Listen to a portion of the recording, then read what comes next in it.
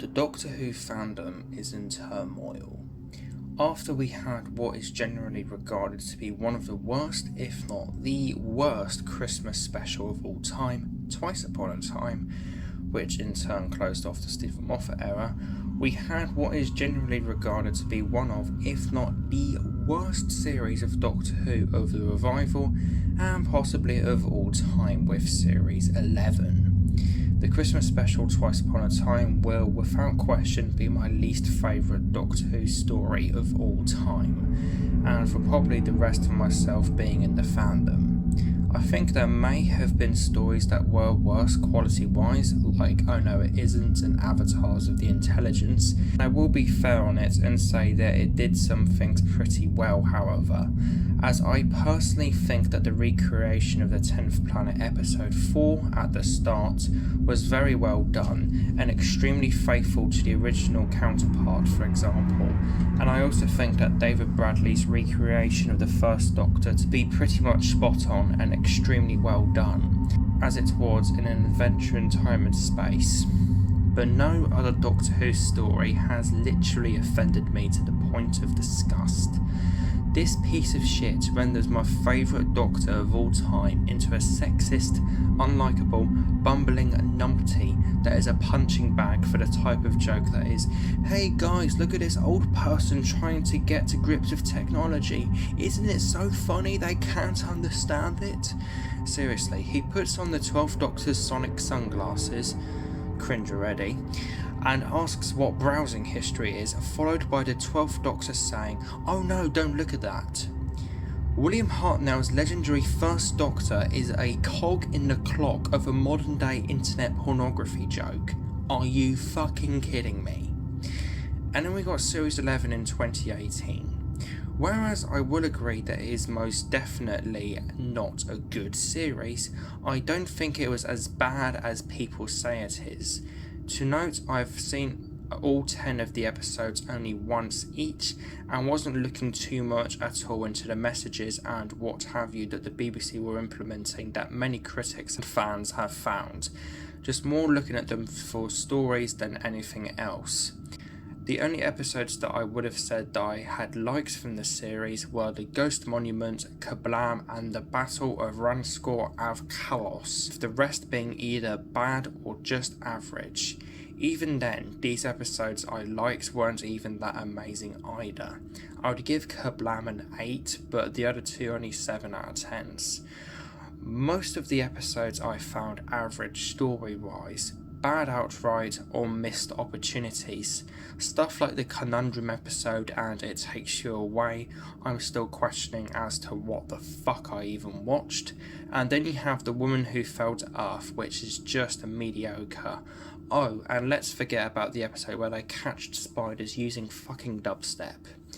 I think one of the things that people liked quite a lot, a bit from the overall series, were the historical episodes Rosa, Demons of the Punjab and the Witchfinders, but I personally didn't like any of these episodes for the one reason that stretches out across all three. That being they are trying to be taken seriously but have so many humorous quips in them which detracts from the serious nature of the story. I get that the BBC are trying to appeal to all audiences here, but in an episode like Rosa, which has the pretty brave thing of characters calling Yaz and Rosa Negros, the overall humour aspects it was coupled with greatly detracted from the serious nature of the overall story for me.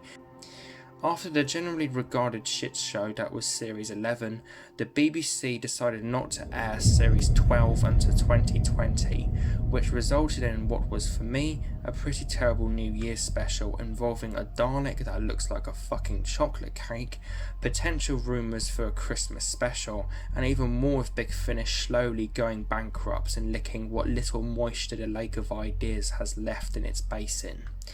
Hey, did you guys want 2 fucking box sets of the 4th Doctor meeting the alien delegates for Mission to the Unknown and the Daleks' master plan? Well, we're doing it anyways. Hey, did you guys want the Lost Stories range? A range that we haven't released anything for in about 6 years to come back? No? Well, fuck you, because we're Big Finish and we need money. Despite how much of a state the show is in, and even the merchandise surrounding it to an extent is during the year of 2019, it isn't all doom and gloom. However, we had the recent fully animated Macra Terror released on DVD, with the announcement of yet another missing story being animated and released for 2020 with the Faceless Ones, and what I would argue is potentially the biggest event of the fandom this year being dropped on us, the novel Scratchman. During 1974, or during playing the character in his first season, Tom Baker was thinking about his own idea for a Doctor Who story. The project started underneath the title of Doctor Who meets Scratchman, and eventually made its way towards being a potential movie. It was being written by Tom Baker and Ian Marter, who played the Doctor and companion Harry Sullivan respectively in the TV show, as well as being written by director James Hill, who was also going to direct the project also. Ultimately, the project didn't happen, and after over 44 years in development, a novelisation of the unmade movie/story was released to the masses, penned by Tom Baker himself. It's safe to say there has been a huge amount of hype around this release, and it's not really hard to see why.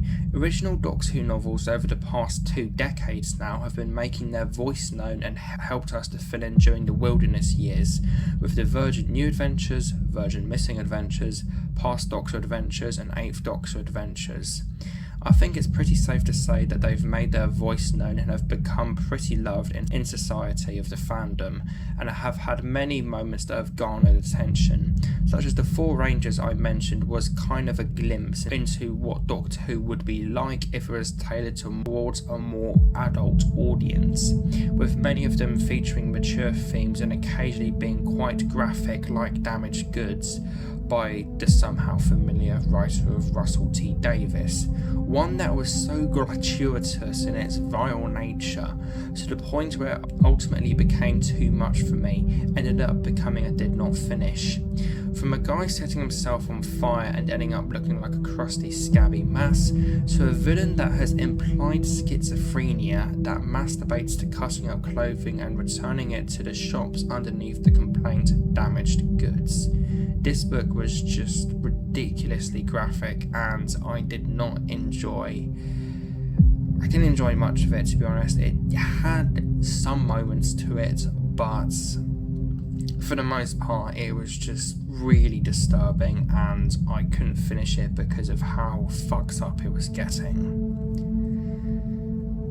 As well as these more mature books, the medium has also seen success of the more family-friendly new series books, which continue to be published to this day, as well as the rare and occasional big fiction book, from being original novels like The Wheel of Ice to ones based off unmade or unfinished material such as Sharda and the Cricket Men, or books that are novelizations of stories that Target never did back in the day whenever they did their book adaptations in the 70s, 80s and early 90s, and even 60s if you count what Frederick Muller did as a precursor to the Target novelizations, with the likes of The City of Death. With all of that context, as well as the fact that it's the most iconic Doctor's actor writing it, it was pretty easy to see why this book has gotten so hyped since its announcement, and I was most definitely excited as well.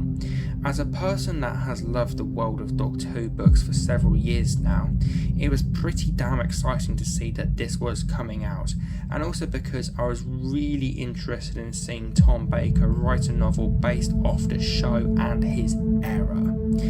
So there was a lot going through this book in my view, a huge amount of context that just kept piling on top of one another, creating one big cluster of hype.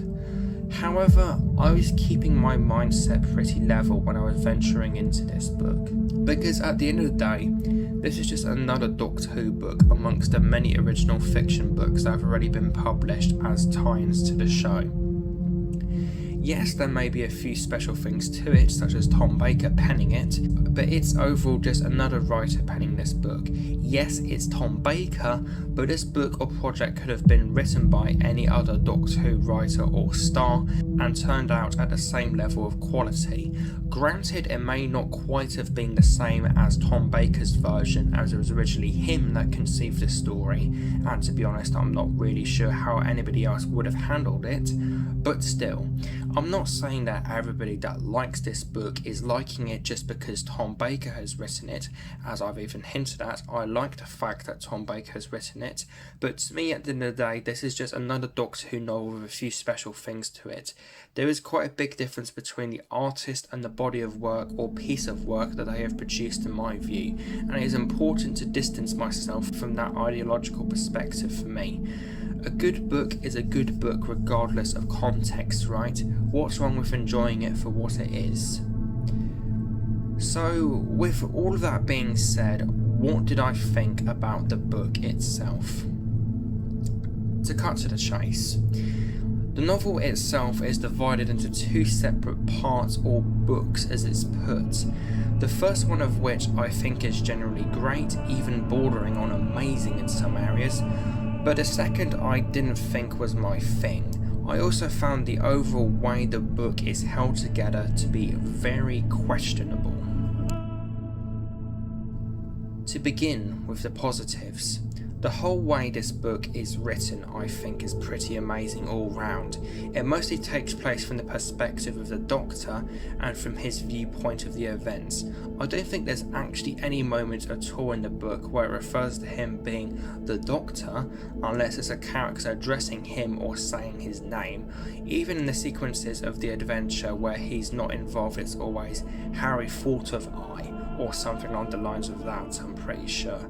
It allows for a very unique reading experience for me, as I don't think I've ever read another Doctor Who book that all takes place from the perspective of the Doctor before this read. The use of language throughout this book really caught my attention as well. Tom Baker employs what can only be described as a very posh way of wording moments and overall descriptions of things in the book. One particular moment that I remember was him describing how a voice dripped through the air like honey off a spoon. When it's not being ultra flowery or fancy, it can lead to great atmosphere, chilling sequences, or even humour. Page 87. Quote, "Besides the sheep, there was no one around to notice that something was wrong with the sea. The mists cleared, and the ancient, chilly waters of the ocean began to bubble, and then went flat and still. A perfect circle glowed beneath the waves. A hand shot up out of it, then an arm. Something rose from underneath the sea and strode towards the shore."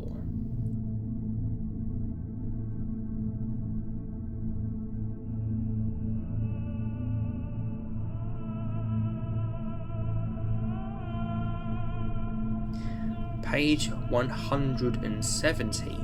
Quote, "The lizard was splayed out across the large velvet couch. He was wearing pyjamas and a neatly tied dressing gown that looked like a waistcoat with ideas above its station. The first part of the book I generally think is great, even bordering on amazing in some areas. The whole setting that this section has is just incredible, with Tom's writing really giving it this huge atmospheric edge and air to it. The TARDIS lands on the beach of this isolated island with a village on it. The crew then find mysterious goings-on with regards to the scarecrows that the settlement has, and try to figure out what the problem is, with it all the while establishing things for the second part of the book, like the title character Scratchman, as well as having quite the incredible cliffhanger for it. This overall episode was easily the strongest part of the book for me, and really left me wanting more from it. It was pretty amazing stuff. The whole setting, as I've mentioned, is just wonderful, with the writing really giving it this creepy and isolated feel and edge to it. Baker's writing really sucks me into the world that this episode was creating and kept me going.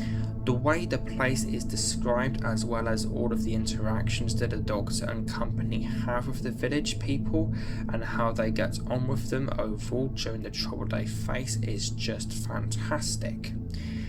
It all really set the book up well for myself, and it led to quite the incredible cliffhanger towards the end of it that led into the second book or part extremely well, I would have said personally. So after this incredible first episode entitled The Long Night, we go into the last episode of the book, which is entitled Scratchman. I was really interested in seeing how this part was going to play out, as I was hoping that the loose ends of the amazing The Long Night were going to be justified, how the amazing cliffhanger would play into the proceedings, and also because I had heard that it was pretty different to what was contained in the first episode. To me, this is where the book tanks quite a bit. Now, to be clear here before the fandom comes after me, I don't dislike this book overall. I admire what it's going for, and several moments as well as the overall concepts are pretty great. It's just that I don't think this second part, Scratchman, was my thing for the most part, and had one thing that really irks me throughout this installment that I think is a massive problem with the book, as I'll get into later. Overall, whereas I did like a lot to it, I simply don't think I can give this book much more than a 6 out of 10. Beforehand, the only real divulgence I had into the world of psychedelia with Doctor Who books is the 8th Doctor adventure Mad Dogs and Englishmen, as well as about 50 odd pages of the Virgin New adventure Sky Pirates. And Mad Dogs was a novel that I enjoyed a lot overall. Putting aside the very obvious furry context, I felt that this book was pretty great, even amazing overall, and is one I would like to reread and review at some point on the channel. But the main reason why I bring it up here when talking about this episode, Scratchman, is that Mad Dogs and Englishmen had a lot more pages than this episode did to flesh out the psychedelic moments, let them breathe and settle within my mind. Here that is not the case, as I think this part is almost constantly bombarding you with psychedelic stuff, which kinda gave me the illusion that this part of the book was rushed, even though it really wasn't. I personally don't consider this a real problem with the book, as I can see people who are more acclimated with psychedelic writing than me generally enjoying it, or greatly enjoying it. And I did enjoy it to an extent as well. It's just that I don't think I've had enough experience with mad psychedelic writing before reading this novel. The problem that I had with the second part whilst reading it was that I felt like that the wonderful cliffhanger within The Long Night wasn't really resolved at all. I do have a theory as to why it was even there to begin with, but if this theory is correct, it would in turn create, in a way, a spidergram of plot holes within this book, which in turn essentially destroys the entire structure and integrity of the overall novel. It's something really interesting, as I haven't really encountered a problem like this in any other Doctor Who book I've ever read, and I'm not going to go any further in detail here in this section, as it would require a ton of spoilers however. The characters themselves in this adventure are really good overall. The main trio of the Doctor, Sarah and Harry are down to a T, their original TV counterparts. For this reason, I would say that if you like season 12, you will love this book probably, as it is so of the essence of that season and era of the show. All three are perfectly characterised throughout the book, and I can easily imagine Tom Baker, Elizabeth Sladen and Ian Marter all slipping into their roles to play them if the movie was actually made, very easily. The Fourth Doctor brings so many wonderful quips and lines throughout the book, which really helps the book move along. Page 21, quote, "In the barn, Sarah and I were examining the sack Harry had used as a cosh. It had split open and was spread out across the floor. Harry's useful in his way, I admitted. Don't let him hear that, said Sarah. I won't. I poked at the sack with a stick. He's useful in the same way that setting fire to a house unblocks a chimney. Another thing I really liked about the Fourth Doctor is this. The book itself, as I have mentioned, is structured and split into two parts, with 31 chapters, an epilogue, as well as 11 interludes scattered in between all the chapters, with it all being told from the perspective of the Doctor, with it also being a story that the Doctor is telling to the Time Lords as he is on trial, which is how the book utilises all the little interludes. I'm not going to go into massive detail here as this is ridiculously close to spoiler territory, but I will say if that you like the Second Doctor and Time Lord stuff in episode 10 of the War Games, you'll get a kick out of this element to the novel. The title character and villain of the book, Scratchman, is amazing and very unique. His dimension, which the second part is set in, really goes to show his power that he has and what havoc he can bestow upon things and people. This character I'm not going to go into massive detail with here, as the problem with the cliffhanger that I have has quite a bit to do with the character. So I'll get into a bit more about him with the spoiler section in this review, which I'm going to go into now. So if you want to skip spoilers, jump ahead to this point on the screen. Otherwise, here we go. Here's the spoiler section. Earlier, whenever I was talking about how Tom Baker has written the book, I ended up quoting page 87 to prove my point. However, the part I quoted isn't everything in the block of writing I had read out. This was it in its entirety. Besides the sheep, there was no one around to notice that something was wrong with the sea.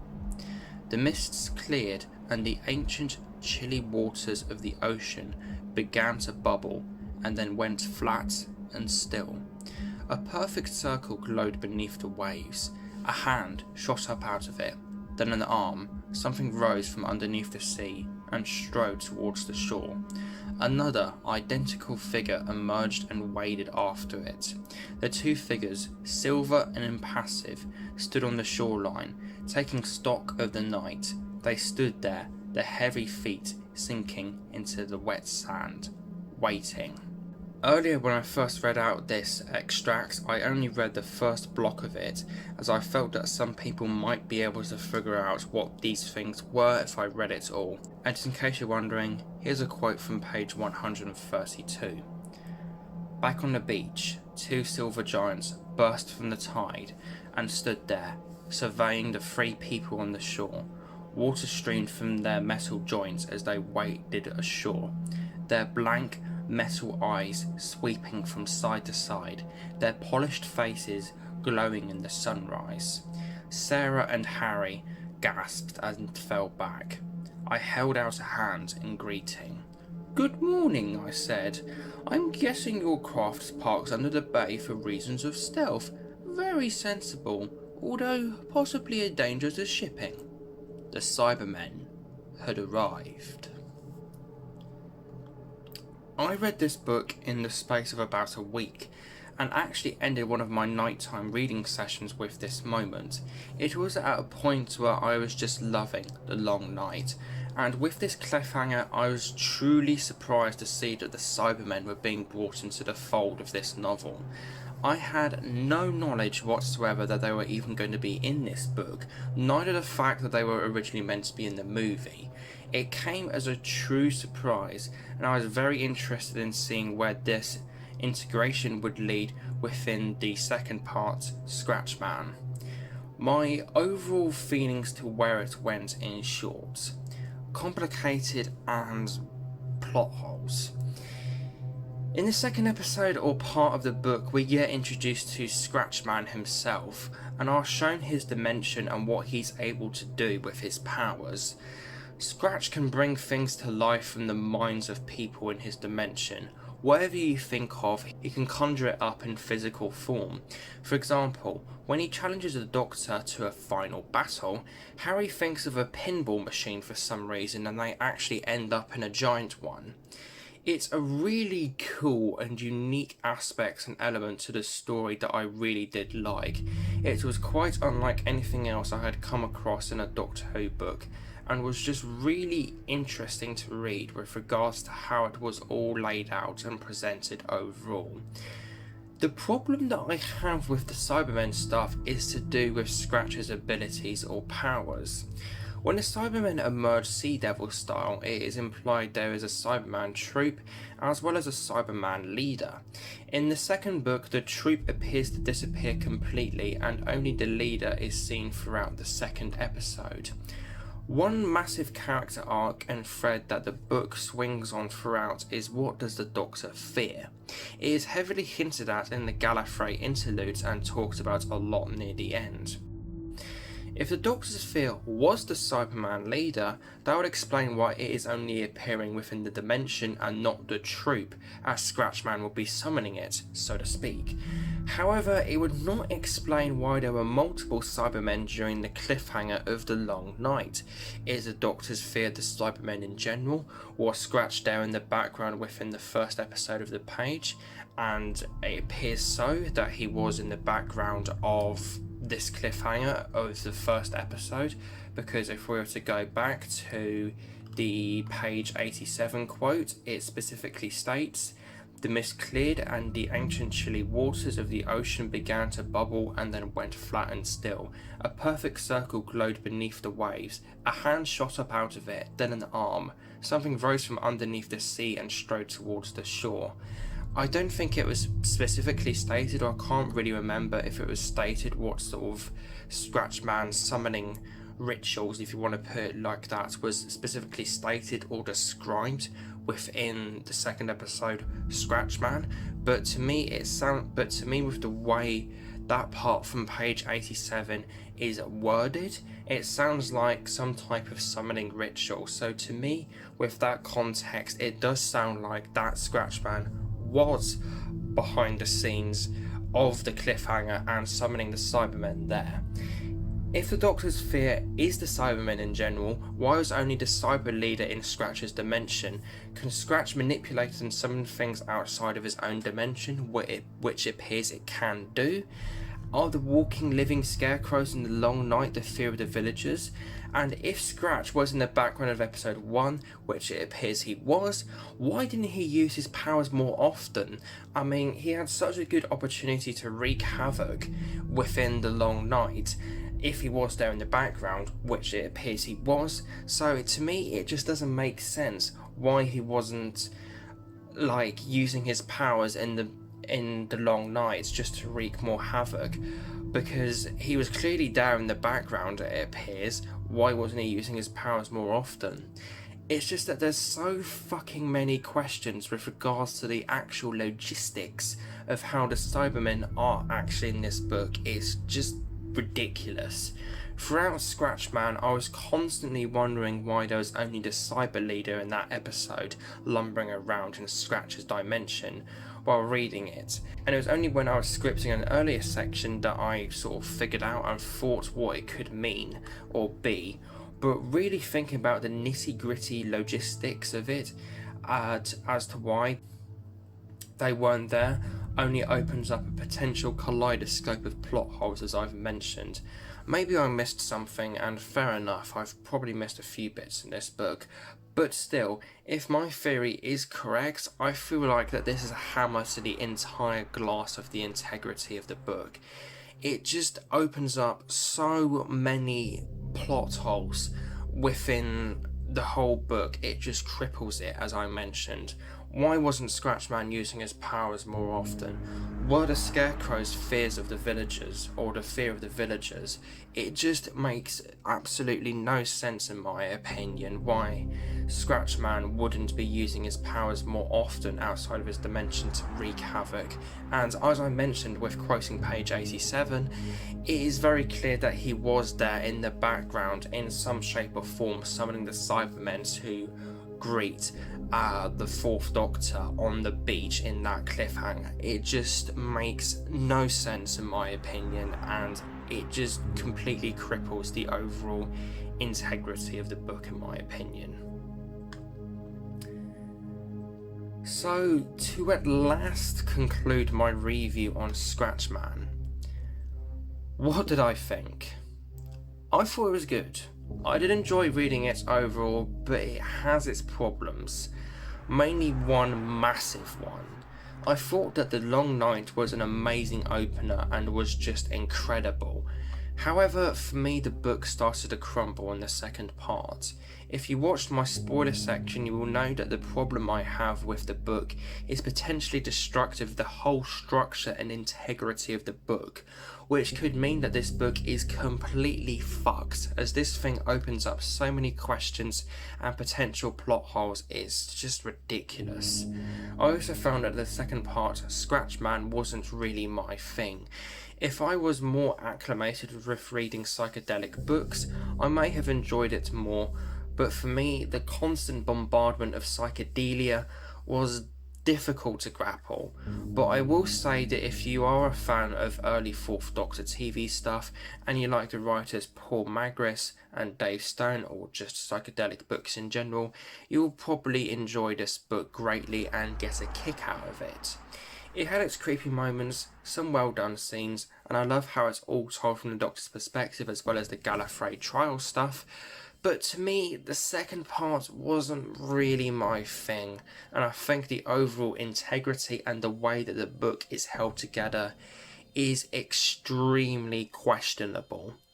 I enjoyed it a lot overall. I'm glad that Tom Baker did it, as it's a very unique entry into the canon of Doctor Who books, and it wasn't a horrible read overall, but I personally think that Scratchman isn't deserving of any more than a 6 out of 10 overall.